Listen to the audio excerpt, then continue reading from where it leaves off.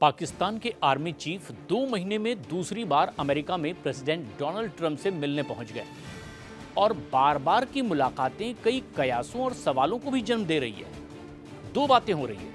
एक तो अमेरिका पाकिस्तान के प्रधानमंत्री शहबाज शरीफ को दरकिनार करके सीधे सेना प्रमुख से मिल रहे हैं, और दूसरे, इसके जरिए ट्रंप आखिर करना क्या चाहते हैं, वो भारत को क्या संदेश देना चाहते हैं, या फिर मध्य पूर्व में ईरान से तनाव की स्थिति में पाकिस्तान को वो अपनी ओर रखना चाहते हैं। विश्लेषण ये बताते हैं कि इस मुलाकात से एक नए भू राजनीतिक समीकरण का संकेत मिलता है, जहां अमेरिका पाकिस्तानी सेना से संपर्क साध रही है ताकि मध्य पूर्व में तनाव को नियंत्रित किया जा सके।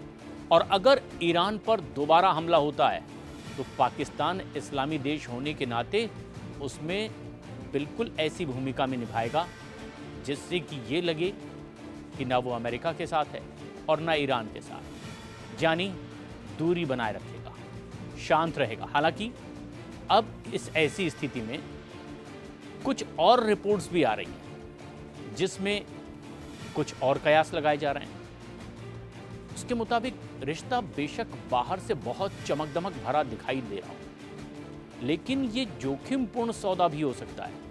भारत के लिए स्थिति जरूर एक बड़ा झटका दिखाई दे रही है। पाकिस्तान को विश्व बिरादरी में आतंकवाद के मोर्चे पर एक्सपोज करने में भारत ने जितनी मेहनत की है, उससे इन रिश्तों से पानी फिरता भी नजर आएगा। हालांकि ये भी लग रहा है कि भारत के ऑपरेशन सिंदूर के बावजूद अमेरिका पाकिस्तान से गलबैयां कर रहा है, और ऐसा लगता है कि अमेरिका पाकिस्तान को ऐसी प्राथमिकता देना चाहता है कि पुरानी नीति की ओर वो अब जा भी रहे हैं। कांग्रेस और भारतीय रक्षा सचिव ने भी इसे अपनी कूटनीति के लिए गंभीर झटका ही बताया है।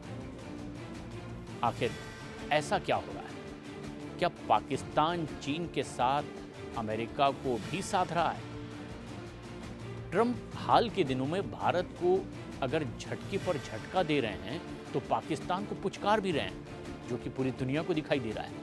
लिहाजा पाकिस्तान इससे बाग बाग है।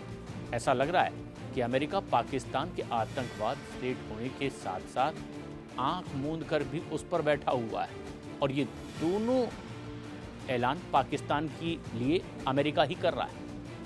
पाकिस्तान में डेमोक्रेसी की बजाय सैन्य शासन को भी क्या अमेरिका स्वीकार कर रहा है? ये संकेत भी पूरी दुनिया में जा रहा है। कम से कम पाकिस्तान के प्रधानमंत्री शहबाज शरीफ को दरकिनार करके आर्मी चीफ आसिम मुनीर को बार बार बुलाकर यही संदेश देने की कोशिश है। तो वहीं दूसरी ओर पाकिस्तान चीन को भी साथ रखने का काम बखूबी कर रहा है। अमेरिका जाने से कुछ समय पहले ही आसिम मुनीर ने बीजिंग में तत्कालीन चीनी उपाध्यक्ष हांग ज़ेंग से विदेश मंत्री चांग यी से भी मुलाकात की, जहां उन्हें चीन का भरोसेमंद साझेदार करार दिया गया। चीन ने साफ किया कि पाकिस्तान उनकी प्राथमिकता में बने रहेगा, और दोनों पक्षों ने संयुक्त सैन्य अभ्यास, आतंकवाद से मुकाबला और रक्षा आधुनिकीकरण जैसे कई महत्वपूर्ण क्षेत्रों में सहयोग जारी रखने पर भी सहमति जताई। पाकिस्तान चीन का सबसे बड़ा हथियार खरीदार भी बना हुआ है। पिछले 5 सालों के दौरान उसके आयात का करीब 81% हिस्सा चीन से ही आया है। ऐसे में कई और बड़े सवाल। शहबाज शरीफ की बजाय आसिम मुनीर को आखिर क्यों बुला रहे हैं ट्रंप? बेशक प्रधानमंत्री शहबाज शरीफ औपचारिक तौर पर देश के नेतृत्व करता है, लेकिन वास्तविक रणनीति और राजनीतिक शक्ति अब आर्मी चीफ के ही हाथ में केंद्रित हो चुकी है, और पाकिस्तान की ये परंपरा रही है। जिस तरह उनकी फील्ड मार्शल पद पर पदोन्नति हुई है, वो इस बात की निशानी भी है कि वो सबसे खासे शक्तिशाली अब पाकिस्तान में हो चुके हैं। विशेषज्ञों की राय में ये सैन्य हुकूमत का पहला कदम भी हो सकता है पाकिस्तान में, जहां सेना सीधे तौर पर शासन में दखल दे रही है। सरकार उसकी सिर्फ एक दुमछल्ला बनी हुई है, जैसा पाकिस्तान के इतिहास में बार बार देखने को मिला है। और इससे ये भी जाहिर है कि भारत के द्वारा पाकिस्तान के आतंकवादी ठिकानों पर की गई सैन्य कार्रवाई को आसिम मुनीर ने अपने फायदे के तौर पर ज्यादा भुनाया है। आसिम मुनीर कई दिनों से अमेरिका में। ऐसे में कुछ सवाल और।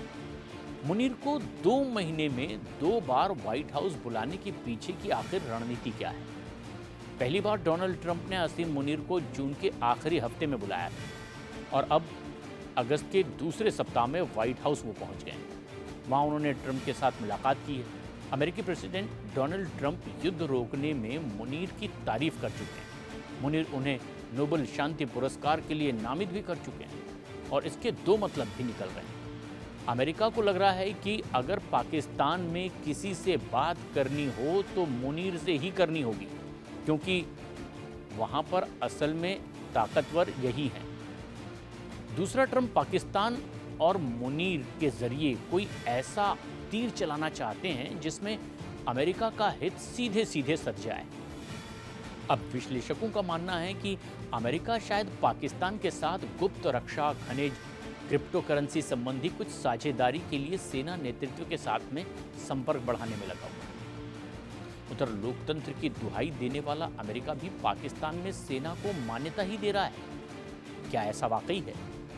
हालात तो यही कह रहे हैं। पाकिस्तान से असीम मुनीर को बार बार व्हाइट हाउस बुलाना, पीएम को दरकिनार करना, ये संकेत है कि देश में सैन्य नेतृत्व ने लोकतांत्रिक नेतृत्व को पीछे धकेल दिया है पाकिस्तान में, और ये परंपरा भी पाकिस्तान की रही। उस सत्ता का असली केंद्र बिंदु बन गई। ये संकेत कि देश में सैन्य नेतृत्व ने लोकतांत्रिक नेतृत्व को पीछे धकेल दिया है और वो सत्ता के असली केंद्र बिंदु इस वक्त हैं। यानी अगर कोई डील और बात करनी हो तो वो फिर आर्मी चीफ ही होंगे। हालांकि इस स्थिति में पाकिस्तान के भविष्य में लोकतांत्रिक शासन, अंतर्राष्ट्रीय संबंध और आंतरिक राजनीतिक स्थिरता के संबंध में भी कई बड़े सवाल खड़े होते हैं। सवाल ये कि ट्रंप को असीम मुनीर में ज्यादा दम क्यों नजर आ रहा है? ट्रंप को तानाशाह प्रवृत्ति वाले नेता खास तौर पर पसंद आते हैं। असीम मुनीर भी उन्हीं में से एक लग रहे हैं। उनके व्यक्तित्व में स्ट्रांग मैन नजर आता है उन्हें, और ये भी संभव है कि मध्य पूर्व के तनावपूर्ण हालात में वो पाकिस्तान को हर हाल में अपने साथ रखना चाहते हैं। उन्हें लगता है कि अगर इजराइल और ईरान के बीच फिर से युद्ध की स्थिति आई तो पाकिस्तान डिफ्यूज का काम कर सकता है। अमेरिकी रणनीति में जाहिर होता है कि ट्रंप मुनीर को ट्रैक्शन और एक कूटनीतिक उपकरण के तौर पर देख रहे हैं। एक ऐसा व्यक्ति जो दक्षिण एशिया में शांति, आर्थिक अवसर और शक्ति संतुलन को प्रभावित कर सकता है, और शायद यही इसका राज भी है।